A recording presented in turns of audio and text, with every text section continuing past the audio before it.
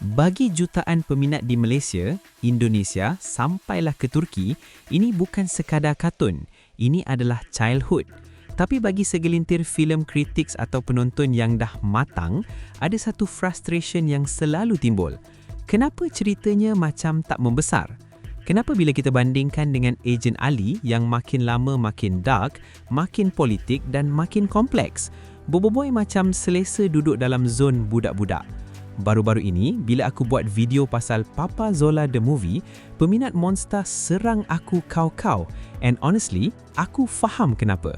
Sebab bila kita cakap pasal Monster, kita bukan sekadar cakap pasal quality writing, tapi kita cakap pasal satu business empire dan cultural phenomenon yang wow animation belum tentu boleh pintas lagi.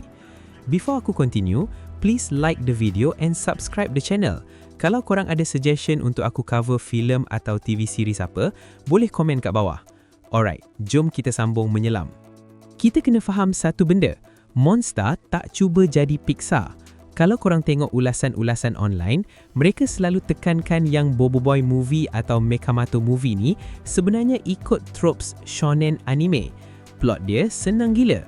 Ada musuh baru yang overpowered, hero kena kalah dulu, lepas tu hero dapat kuasa baru, biasanya elemental upgrade, dan kemudian kalahkan musuh dengan kuasa persahabatan. That's it. Tak ada falsafah mendalam pasal kewujudan manusia atau trauma politik macam dalam animasi Ejen Ali. Tapi inilah kunci kejayaan mereka. Monster faham siapa audiens mereka. Mereka target budak-budak yang nak tengok robot bertumbuk dan kuasa meletup-letup. It's accessible. Sesiapa pun boleh masuk panggung, duduk dan faham apa yang jadi tanpa perlu tahu lore 10 tahun lepas. Di media sosial, kalau korang perasan, engagement peminat Monster ni sangat tinggi sebab mereka rasa dekat dengan watak-watak ni. Papa Zola contohnya, dia adalah comic relief yang semua orang benci tapi sayang. Lawak dia memang cringe, memang bapak-bapak, tapi itulah yang buat dia ikonik. Bila Papa Zola The Movie keluar, ramai netizen puji babak emosi antara Papa Zola dan Pipi Zola. Walaupun penceritaannya tak mature, tapi emotional beat dia kena tepat pada sasaran, iaitu hubungan anak dan bapa. Satu benda yang kita kena bagi tambik hormat dekat Monster adalah kebolehan mereka membina universe. Mereka bukan sekadar buat siri TV, mereka buat transmedia storytelling. Bobo Boy ada kaitan dengan Mekamato dan semua ni berkait dengan power sfera. Bila aku baca analisis online pasal impak Bobo Boy, mereka sebut pasal national character. Monster berjaya selitkan identiti Malaysia, nasi lemak, koko, kota hilir yang inspirasi dari Melaka, tapi dalam package yang nampak international. Ejen Ali sangat heavy pada Cyberjaya yang nampak futuristik gila, tapi Monster buat kota hilir dalam Mekamato ni nampak macam tempat yang korang boleh pergi cuti hujung minggu. Sensasi lokal tapi cool ni yang buat mereka berjaya tembus 65 buah negara. Budak dekat Portugal atau India tak perlu faham politik mata untuk suka Mekabot. Mereka cuma perlu tengok robot tu tukar jadi fire extinguisher dan mereka dah sold. Sekarang, jom kita cakap pasal the elephant in the room, kualiti animasi. Ramai orang kata Ejen Ali lagi cantik. And technically, yes, wow animation punya art direction memang top tier. Mereka main dengan lighting, sinematografi dan pergerakan yang sangat fluid. Tapi ada satu benda yang Monster buat lagi baik daripada wow dan benda ni ramai orang terlepas pandang. Visual impact dan efficiency. Monster sangat pakar dalam action koreografi. Kalau korang tengok Mekamato movie, camera work dia sangat dynamic.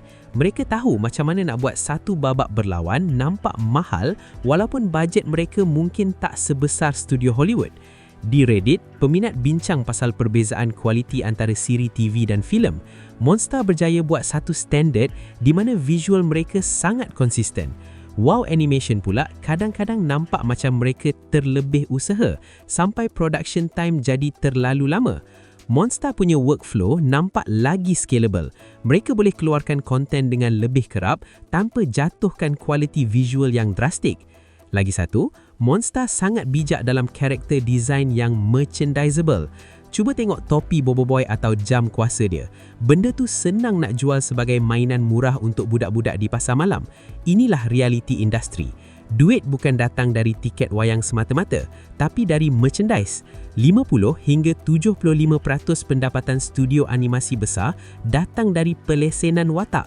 Monster menang besar dekat sini. Kenapa fanboy Monster marah bila kita cakap cerita mereka tak mature? Sebab bagi mereka, mature bukan bermaksud kena ada plot twist yang pening kepala.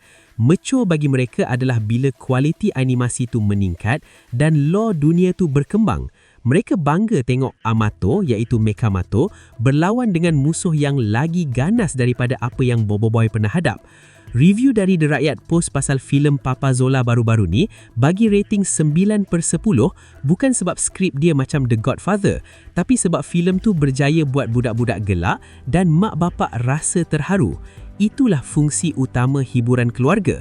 Kadang-kadang, kita sebagai reviewer terlalu nak cari deep meaning sampai kita lupa yang fungsi utama animasi macam ni adalah untuk membina memori indah untuk generasi akan datang.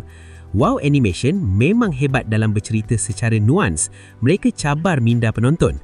Tapi Monster bina Dreamland. Mereka bagi kita superhero yang kita boleh banggakan di pentas dunia. Mereka tak perlu jadi mature untuk jadi hebat. Mereka cuma perlu jadi monster yang bising, yang warna-warni dan yang penuh dengan action. Jadi, adakah Ejen Ali lebih baik? Dari segi penceritaan untuk orang dewasa, mungkin ya. Tapi kalau kita cakap pasal pengaruh global, kecekapan perniagaan dan kekuatan branding, Monster masih lagi king di Malaysia. Mereka tak cuba jadi studio yang paling bijak dalam industri. Mereka cuma nak jadi yang paling menyeronokkan.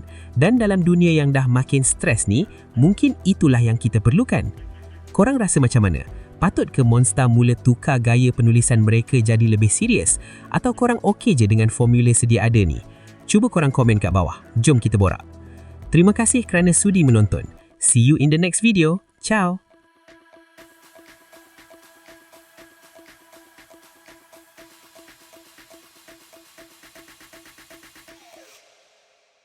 You